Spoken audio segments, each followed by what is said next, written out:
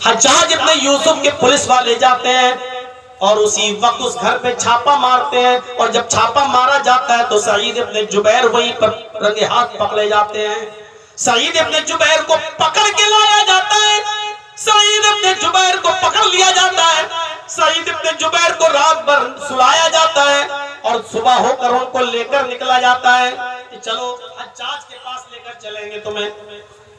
सईद हज्जाज अभी काफी दूर, घोड़े पर बैठकर सफर करने के बाद भी 15 दिन लगेंगे हज्जाज के पास पहुंचने में। 3 दिन 4 दिन तक पुलिस वाले सईद इब्ने जुबैर को लाते गए, घोड़े पर बिठा कर ले जाते गए। नमाज का वक्त होता, सईद इब्ने जुबैर नमाज पढ़ते, सहरी का वक्त होता, सहरी करते और नफली रोजा रखते। पुलिस वालों के साथ बहुत अच्छे अंदाज से पेश आते। पुलिस वालों ने, 2 ही पुलिस वाले थे, इन पुलिस वालों ने सोचा यार सईद इब्ने जुबैर तो बड़ा नेक आदमी है, नमाजी है, रोजेदार है, हज्जाज इब्ने यूसुफ के पास अगर हम इसको लेकर जाएंगे तो हज्जाज इनको कत्ल कर देगा। एक नेक आदमी और परहेजगार आदमी बेचारा मारा जाएगा, उसकी बीवी, उसके बच्चे हैं, उसके बच्चे यतीम हो जाएंगे, उसकी बीवी बेवा हो जाएगी, क्या फायदा। हज्जाज इब्ने यूसुफ के पास मैं इस बेचारे को क्यों ले जाऊं, ये बड़ा नेक और शरीफ इंसान है, लेकिन हज्जाज इसको कत्ल कर देगा।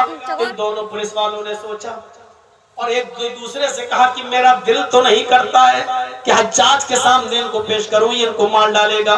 दूसरा पुलिस वाला कहता मेरा दिल भी यही कहता है, अरे हम क्यों गुनाह लें हज्जाज के, सईद इब्ने जुबैर के कत्ल का।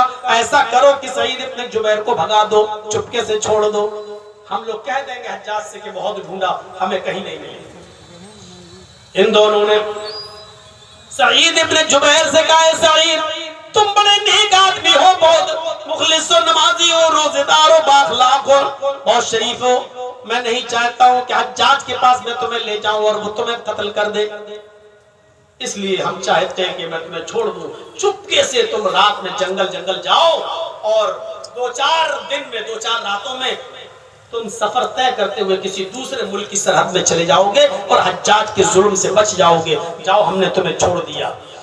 जैसे ही सईद इब्ने जुबैर को छोड़ा जाता है, सईद इब्ने जुबैर मुस्कुराते हैं और कहते हैं बहुत बहुत शुक्रिया, अल्लाह तुम्हें जज़ाए खैर दे, तुमने मुझे बच्चों को यतीम होने से बचा लिया, मेरी बीवी को बेवा होने से बचा लिया। हज्जाज हमें कत्ल कर देगा, ये सच है, तुमने छोड़ दिया है, दिल से छोड़ दिया है, अल्लाह तुम्हें इसका जज़ाए खैर दे, अल्लाह तुम्हें इसका नेक बदला दे।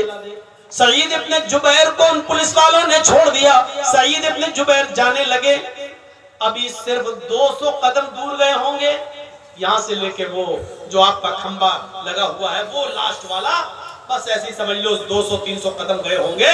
सईद इब्ने जुबैर कुछ सोचने लगे और सोचते हैं तो फिर वहीं से लौटते हुए वापस आते हैं, भागते हुए, और इन दोनों पुलिस वालों के पास आकर बैठ जाते हैं और कहते हैं कि आए पुलिस वालों, मैं नहीं भाग सकता, मुझे तुम सईद इब्ने मुझे तुम हज्जाज इब्ने यूसुफ के पास लेकर चलो।